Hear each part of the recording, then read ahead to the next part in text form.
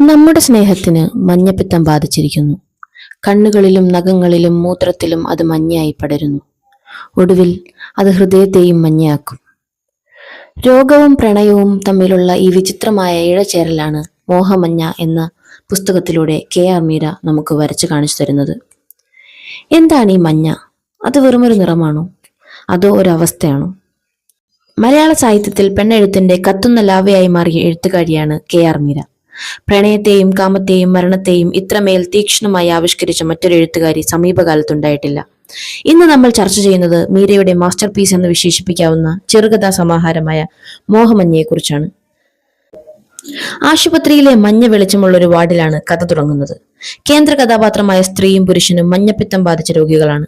അവരുടെ പ്രണയത്തിന് കാമത്തിന്റെ ചുവപ്പിനേക്കാൾ രോഗത്തിന്റെ മഞ്ഞ നിറമാണുള്ളത്.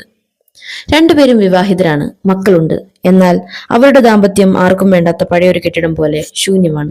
ആ ശൂന്യതയിലേക്കാണ് അപരന്റെ സാമീപ്യം ഒരു മരുന്നായി എത്തുന്നത്. മരുന്നുകളുടെ ഗന്ധവും മരണത്തിന്റെ നിഴലും വീണ ആശുപത്രി വാർഡിൽ അവർ പരസ്പരം കണ്ടെത്തുന്നു.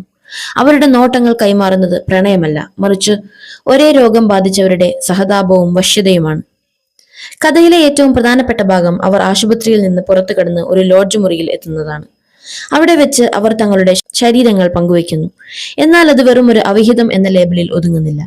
ആ ശാരീരിക ബന്ധം അവരുടെ ഉള്ളിലെ വിഷാദത്തിനുള്ള ഒരു താൽക്കാലിക ശമനമായിരുന്നു. കഥയുടെ അവസാനം നടുക്കുന്നതാണ്. അയാൾ മരിക്കുന്നു. അയാളുടെ മരണം അവളിലുണ്ടാക്കുന്ന ആഘാതം വിവരണാതീതമാണ്. തന്റെ കണ്ണിലെ മോഹമഞ്ഞ പടർന്നാണ് അയാൾ മരിച്ചതെന്ന് അവൾ വിശ്വസിക്കുമ്പോൾ വായനക്കാരും ആ വേദന അനുഭവിച്ചറിയുന്നു. എന്താണ് മീര ഈ കഥയിലൂടെ പറയാൻ ശ്രമിക്കുന്നത്? സാധാരണ സാഹിത്യത്തിൽ പ്രണയം ചുമപ്പോ നീലയോ ഒക്കെയാണ്. എന്നാൽ മീര മഞ്ഞ തിരഞ്ഞെടുക്കുന്നു.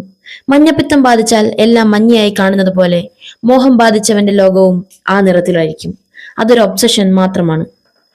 സ്ത്രീയുടെ ആഗ്രഹങ്ങളെയും ശരീരത്തെയും മലയാളി പുരുഷാധിപത്യ സമൂഹം കാണുന്ന രീതിയെ മീര ചോദ്യം ചെയ്യുന്നു. രോഗാവസ്ഥയിലുള്ള ശരീരം പോലും പ്രണയിക്കാനും കാമിക്കാനും ആഗ്രഹിക്കുന്നു എന്നത് മനുഷ്യ സഹജമായ സത്യമാണ്. അയാളുടെ വിരലുകൾ തന്റെ ചർമ്മത്തിൽ മഞ്ഞ നിറത്തിലുള്ള ചിത്രങ്ങൾ വരച്ചു എന്നിങ്ങനെയുള്ള പ്രയോഗങ്ങൾ മീരയുടെ ഭാഷാപരമായ കരുത്ത് തെളിയിക്കുന്നു. വായനക്കാരന്റെ ഇന്ദ്രിയങ്ങളെ ഉണർത്തുന്ന വിവരണങ്ങളാണ് ഇതിലുള്ളത്. കഥയിലെ നായിക അനുഭവിക്കുന്ന ഏകാന്തത വെറും ശാരീരികമല്ല, മനസ്സിലാക്കപ്പെടാത്ത ഒരു മനസ്സിന്റെ വിലാപമാണത്. താൻ സ്നേഹിക്കപ്പെടുന്നത് ഒരു രോഗിയായിട്ടാണെങ്കിൽ പോലും അത് അവൾ ആസ്വദിക്കുന്നു. മോഹമഞ്ഞ വായിച്ചു കഴിയുമ്പോൾ നമ്മുടെ കണ്ണുകളിലും ആ മഞ്ഞ നിറം പടരും.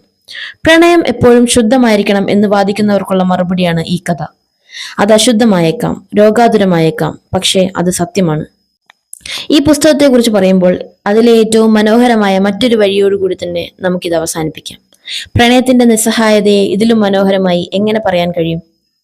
നീ എനിക്ക് ആരായിരുന്നു എന്ന ചോദ്യത്തിനുത്തരം മഞ്ഞ എന്നാണ്.